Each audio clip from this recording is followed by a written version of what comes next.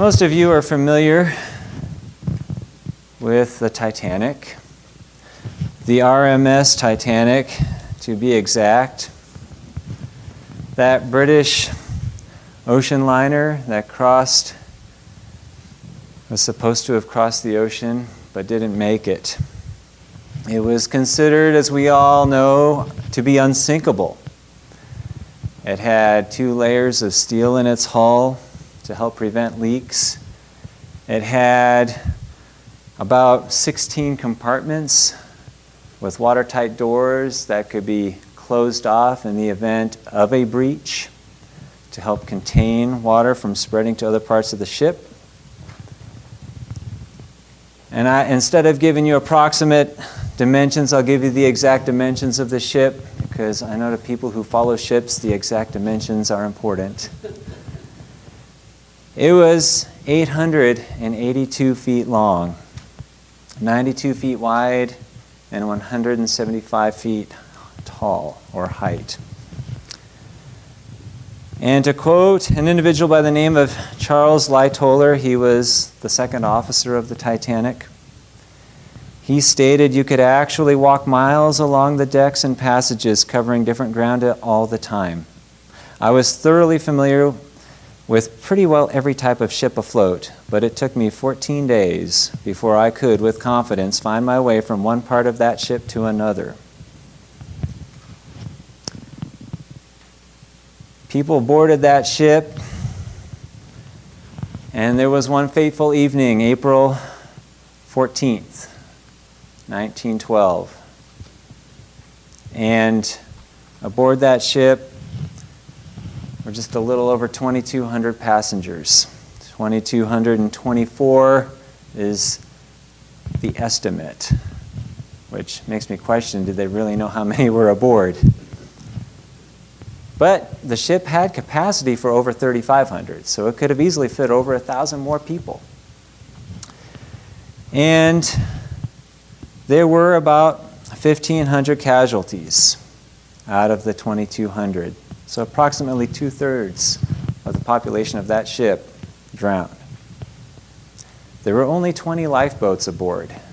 My understanding is it needed at least 40 for the population aboard and maybe 60 or more for the entire capacity. And of the lifeboats that were found, they were not full capacity. So when people boarded those lifeboats, they did not fill them as much as they could have. And as they were traveling that evening, they received a number of warnings, possibly about 6 different warnings that there were icebergs ahead. But they were so confident that it didn't matter. They just kept on plugging along. And when they hit that iceberg, from the moment they hit it, and it took only 2 hours and 40 minutes to sink. After it hit the iceberg, there were probably still people aboard that ship that were feeling pretty confident. Such a huge ship, well, it'll take all night to sink. But it didn't. It was approximately 400 miles off the coast of Newfoundland when it sank. And if I understand correctly, that ship broke in half as it sank, and the 2 parts are over 12,000 feet below the surface of the water, approximately 2,000 feet apart from each other. And it took about 4.5 hours for the nearest ship to come to help save those who were still alive in the lifeboats. Well, after they hit that iceberg and they knew it was sinking, there was a band on board. Does anybody remember anything about this band? There were about 8 members of this band, led by an individual named Hartley. And they started playing music to help keep the passengers calm as members of the crew boarded those lifeboats. And that band went down with the ship. They played, according to reports from survivors, until the very end. And it makes me think about our end. Sometimes we go through life pretty confident, despite the warning signs. And then when we do get to the end, how are we? How do we deal with that? And I'm not talking about, I'm just toward the end of our lives. I'm talking at the very end, when you're drawing your last breaths, when you're making that titanic transition to the next life. How are we? Are we going to be like that band? Let me tell you something about that band. There are a couple of songs that people reported hearing at the very last. And one of those songs is in our songbook, number 684. Nearer, my God, to thee. And are we going to draw nearer to our God with that spirit in our heart? Remember Stephen in Acts chapter 7, as he was being stoned?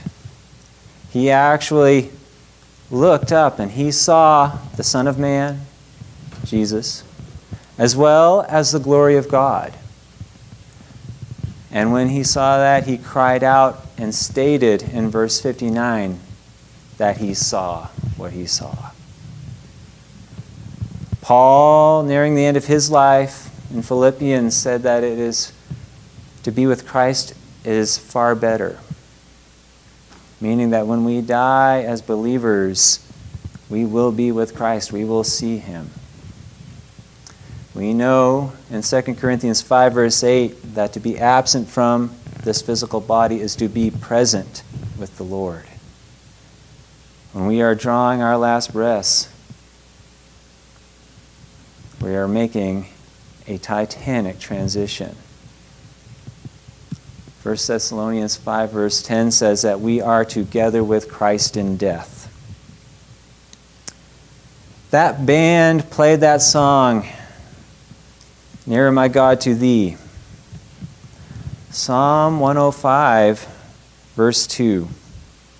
Sing unto him, sing psalms unto him, talk ye of all his wondrous works. It was a while ago I had determined in my own heart that I think it might be a good idea that when I'm drawing my last breath, that there is a song. And if I can't escape it from my lips, I would love to make a song the last words of my lips. But even if I couldn't speak, I could still sing it. Isaiah chapter 12, I'll only read verse 5, but I recommend reading verses 1 through 6. It's speaking to God's thanksgiving for God's salvation. And it says there in Isaiah 12, verse 5, Sing unto the Lord, for he hath done excellent things. This is known in all the earth. Sing unto the Lord. Remember Paul and Silas? They were imprisoned. Acts chapter 16. They had driven that demon out of the woman. Her masters were not pleased. They captured them, had them imprisoned without any real justification except that they were taking away they took away their profit. They were making money off of her. And they were beaten with many stripes, with rods. Then they were put into the inner prison and chained at their feet. And what did they do? Verse 25 says, Paul and Silas prayed and sang praises to God in prison. We don't even have to be toward the end of our lives. We could just be in a difficult spot. How are we going to react to that? They're bleeding probably from their fresh wounds. They're hurting. They're tired, shackled, put into this inner prison. It seems pretty bleak, doesn't it? And yet they prayed and they sang praises to God. And we all know what happened after that. It was a great earthquake, shook the prison to its foundations, shackles came off, the doors opened, and even the prison guard and his household were converted. I don't have time to read this,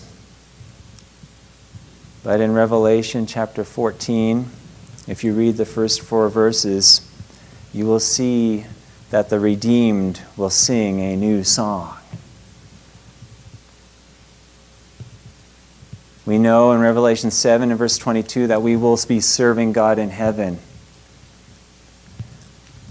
Maybe when we sing as a congregation, when we worship our Lord, maybe that's just practice for what's to come.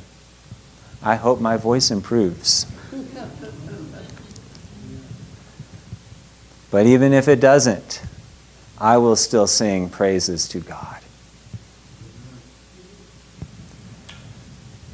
We know that the day of the Lord will come as a thief in the night. We don't know when that will be. We don't know that hour. We do not know the hour or the exact time of our own deaths. It can come to any of us.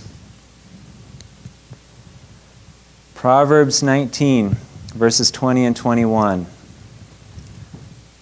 I go there because it breaks it down. It keeps it simple. Hear counsel, and receive instruction that thou mayest be wise in thy latter end. There are many devices in a man's heart. Nevertheless, the counsel of the Lord, that shall stand. Let us hear. Let us receive that instruction. By receiving it, we're utilizing it. It's not just bouncing off of deaf ears. It's happening. We're going to do something with it when we receive that instruction. Let us sing to our God. Psalm 101, verse 1. I will sing of mercy and judgment. Unto thee, O Lord, will I sing. And the psalm before it, Psalm 100, the first 2 verses. Make a joyful noise unto the Lord, all ye lands. Serve the Lord with gladness. Here it is. Come before his presence with singing. Ah, you knew that one. Yes. That's one of our memory verses. Oh, is it a memory? Ladies' class, yeah. Come before his presence with singing. I don't know what condition I will be in when I'm drawing my last breath. But I have made a determination in my heart how I can handle that when it comes, because I know there's something on the other side. I know there's something on the other side far greater, and I know that there is nothing upon this earth that needs to separate me from that. And that applies to all of us. Nearer, my God, to thee. That band that played until the very end, until that ship sank. And that may have been the last song that they played to give encouragement to those that were at their end.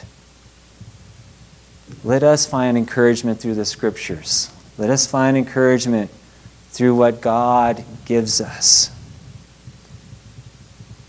And not to fear that death, but to welcome it with singing in our hearts, and maybe a song on our lips if we have a last breath to make it with. There is so much here that I could go on and on.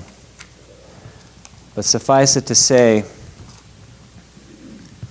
that songs can have a very profound impact on our spirit. One thing, an indelible mark that has been left upon me is the memory of our brother Doug. He and Lori sang as he was dying as well. And I think that serves as a good example. That's something I can never shake it, and it's stuck with me throughout the years since. And it just seems a fitting and an appropriate way to meet our Lord, to come into his presence with singing. What a joyful thing that will be. Please, if there are anybody that have any concerns, any needs, anything that we can help you with, please feel free to come forward as we stand and sing.